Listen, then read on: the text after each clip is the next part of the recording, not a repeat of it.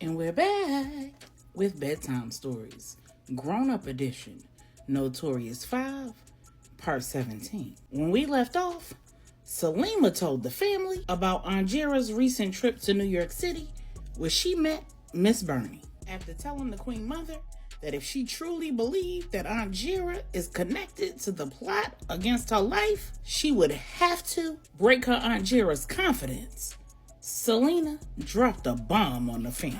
She said, "You killed the father of that baby she aborted." And everybody just stared.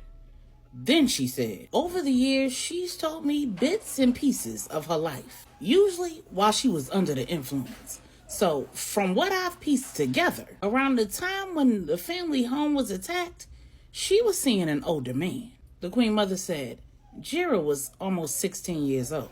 Salima said, "I know.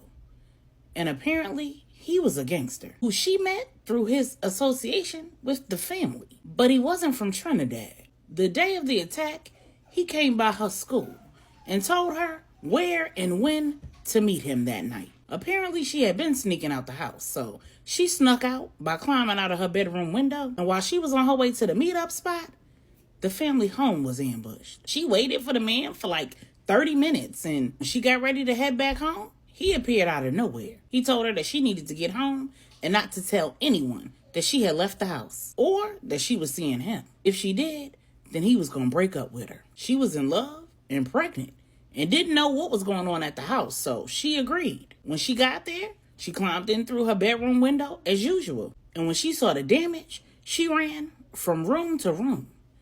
And that's how she found Grandmere and Aunt Kay. She ran into the bathroom to throw up. And when she was done, she realized that there was very little damage to the bathroom. So she decided that when the police came, she would tell them that she was in there. And that's how she avoided getting hurt. Queen Mother said, "Your father and I never believed that she was actually in that house when the attack happened." Salima said, "Well, when it was all over, one of the aunties picked her up from the police station and took her back to her house. She noticed that Angera had been throwing up and she didn't look the same. So she took her to see the bush doctor. Auntie made her drink one of those concoctions. And then soon after, my pops came and took her back to New York City."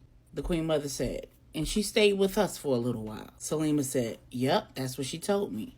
She also told me that you let her work in Uncle Rudy's bar in the daytime, cleaning up and doing inventory." The Queen Mother said, "Yeah, I did." Salima said, "Well, apparently, the man she had been seeing in Trinidad walked into Uncle Rudy's bar one day when she was in there working to meet with him, and he acted like he didn't even know her. At that point, she was of age, so she couldn't understand why. When he left, she ran outside and tried to talk to him. He said he couldn't have anything to do with her because it was beef between his family and ours. She said that she pined after him for a long time, and she kept getting into it with you and my pops, but she never told y'all why." The Queen Mother said, "Yeah, and eventually she got on my nerves so bad that I told your father we needed to send her back to Trinidad.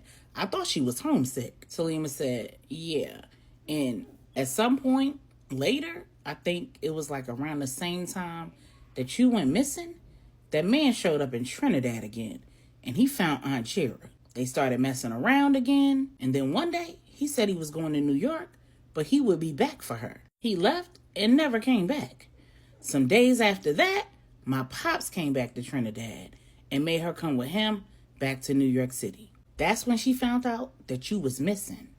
And then one day, she said she saw in the news that a whole bunch of men died in a fire or explosion at a house. And one of those men was the man she had been seeing."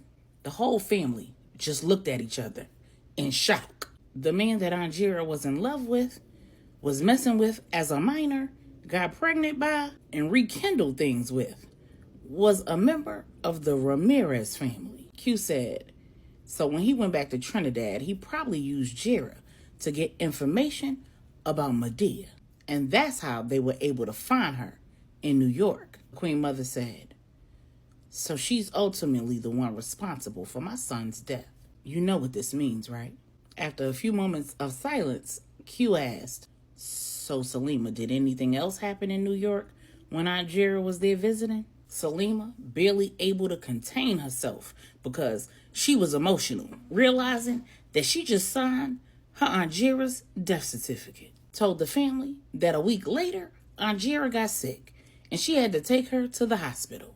When they were sitting in the waiting room, she saw a woman that she said she recognized from back home. Salima stepped outside to take a phone call, and when she came back inside, she saw Aunt Jira and the woman talking to one another. And that woman was a nurse. She saw them exchange some information, and when she asked her about it, Aunt Jira said she was an old friend from Trinidad. And Pops Andy said, Bella, when you and I met, I told you that your little sister looked familiar. Eventually, I figured out where I knew her from, but it wasn't important, so I didn't bring it up. India had a best friend that lived in Arima, and her best friend had a little cousin named Jira. I'd pick her up from her best friend's house on occasion on the weekends, and Jira would be there. The Queen Mother said, you know what? I knew that I knew India from somewhere. She was my cousin Shelley's best friend. When I saw her picture, I knew she looked familiar, but I just couldn't figure out where I knew her from. Q said, so Salima finished telling us. Salima said, right, so over the next 2 weeks, I left Aunt Jira in my apartment so I could go to work. And when I would get home, she would be gone. When she came back, she would tell me that she had met up with that old friend. Then one day, she just announced that she was heading back to Trinidad. When I told her that I still was not paying the extra fare for her to go back early because I knew Aunt Bella and Anya was still there, she told me she didn't need my money, that it was already taken care of. I didn't ask where she got the money from, but I called my pops and let him know that she was on her way back and that he might need to run interference. I dropped her off at the airport, and hours later, Pops called and told me that she never showed up in Trinidad. And over the following weeks, while Aunt Bella was there, Aunt Jira never showed up anywhere in Trinidad. Then Q told Lorenzo to run Aunt Jira's passport. Then he said, Medea, Pops, Regina, let's head over to Bernie's. Regina, you bring the kids back here while me, Pops, and Medea have a conversation with Bernie. At Miss Bernie's house, Q said, can you explain why during a time when our entire family had been attacked and everybody was in hiding, you thought it was a good idea to have a conversation with a woman you didn't know about our family? Miss Bernie said, well, she was your aunt. I didn't realize that I was saying anything that she didn't know. I thought I was filling in some blanks that she couldn't have known because I had never met her, and neither did Veronica. Q said, and there wasn't anything that she said that let you know that she couldn't have possibly known anything about our family? Miss Bernie said, no, not really. That's when Q said, but you told Angela that she told you that she was estranged from my mother. Miss Bernie said, but she explained that Bella just overreacted and the Queen Mother lost it. She said, you asked me one day if we could be friends, and I told you that I wasn't that friendly. This is why you don't know how to read a room. You listen to what people who you don't know tell you, and then you accept it as fact. You make assumptions and insinuate, and then you speak and act based on those assumptions. And that's how these problems start. That's how the situation with Donovan happened, and that's how this situation is happening. You don't have to know why I don't deal with my sister. You should know me well enough to know. Miss Bernie cut off and said, I know you well enough to know that it's your way or the highway. I know that you run this family like it's a prison. You act like you're the warden. You make all the decisions. You run that poor man. It's clear who wears the pants in that relationship. You got one son who don't know how to have relationships. You got another son. Pops Andy said, that's a damn enough. I don't know who the hell you think you are. And I don't know why Angela trusts you. But I don't. It's clear that you resent my wife and her relationship with Angela. You resent the fact that all Angela needs you for is business. You thought when her mother died that you were going to take her place. I can tell from how you talk about Cheryl that you were jealous of her. You were envious. You got close to her daughter because she had something that you never had. She had a family. She had children. While Pops Andy was saying all that, Q was holding the Queen Mother back because the Queen Mother was trying to beat the brakes off of Bernie. Bernie said, "You don't know me. You don't know anything about me. You don't know what I've been through and what I did for Cheryl and those girls. I was there when her husband ran off with another woman." The Queen Mother said, "Here we go again with the assumptions and innuendos. You don't know what went on with Angela's parents." Then Bernie said, "I know that she was a good woman and she didn't have all this drama going on around her. They didn't have all these problems going on in their family until Angela met your son." Queen Mother said, "And there you go again with the assumptions. That's all right. I'm going to beat them out you." Q said, "Medea, please. Please don't put your hands on her. Please don't do it." Pops Andy said, "Let your mother go. Let her do what she do." Miss Birdie said, "You put your hands on me, I'm going to put your hands in handcuffs." The Queen Mother said, "Do I look like I'm afraid of the police? Do I look like I'm afraid to go to jail? You put my entire family in danger because you think you know me. Because you let my little sister, the little sister who almost killed my baby girl and caused my son to be murdered, you let her feed you a line of crap and then you told her my business. And now there's a woman here." Q said, "Medea, don't, that's not her business. Don't give her no more information. She's done here." Miss Bernie said, "So what? You gonna tell Angela to fire me?" Q said, "You should be thankful that you get to leave with your life. I suggest you pack up and go to Moline." The following day, Lorenzo let Q know that during the time frame in question, Jira took a flight to the Dominican Republic from New York City. Q realized that 2 days later, India showed up in Donovan's office. Then he and LJ discussed what Wise should tell India. It was D-Day.